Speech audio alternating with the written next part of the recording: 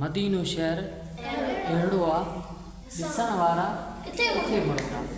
यानी कि जेकॾहिं मदीने खे केरु ॾिसी आयो आहे न, ॾिसे या न ॾिसे, छा ॾिसे या न ॾिसे, पर दिलि में जेकॾहिं हुनजे मदीने वारे मीर सां मुहबत आहे न, त उनजे दिलि में हमेशह मदीने खे ॾिसण जे लाइ छा हूंदी आहे, दिलि तड़पंदी बि आहे। यानी कि मदीने खे ॾिसण खां सवाइ जेकॾहिं रसूलुल्लाह सल्लल्लाहु अलैहि वसल्लम सां जंहिंजी मुहबत आहे न, उहो मदीने खे ॾिसण खां सवाइ ईअं जीअं मच्छी पाणी खां सवाइ, यानी मच्छी पाणी खां सवाइ रही सघे थी, नथी रही सघे। तो मुसलमान जंहिंजी मुहबत हुज़ूर सां हुजे त उहो मदीने खां सवाइ रही नथो सघे। ॾिसो मदीने जो एतिरो वॾो मक़ाम छो आहे? मदीने जो माण्हू मदीने खे ॾिसण जे लाइ एतिरा छो तड़पंदा आहिनि?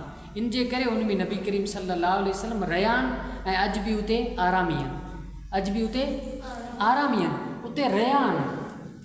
जो नबी करीम सल्लल्लाहु अलैहि वसल्लम जे रहण जे करे उनजो एतिरो मक़ाम रब वधायो आहे।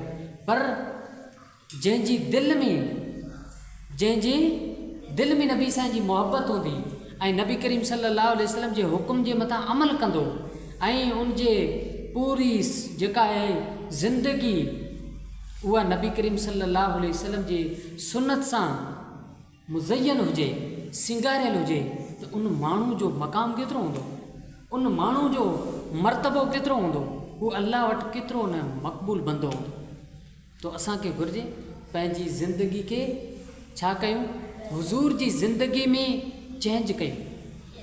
जीअं असांखे हुज़ूर ॾसियो आहे न, हूं खायूं पीयूं घुमूं फिरूं ॻाल्हायूं उथियूं वियूं जीअं असांखे हुज़ूर ॾसियो। पोइ जेकॾहिं असांजो खाइणु पीअणु सुम्हणु उथणु घुमणु हिन धरती में रहणु हिन ज़िंदगी गुज़ारणु हुज़ूर जी सुन्नत जे मथां थी वेंदो न, त पोइ असां अल्लाह जा मक़बूल बंदा थी वेंदासीं ऐं हीअ दुनिया बि असांजी बहितर थी वेंदी, आख़िरत बि असांजी छा थी वेंदी, सवार थी वेंदी।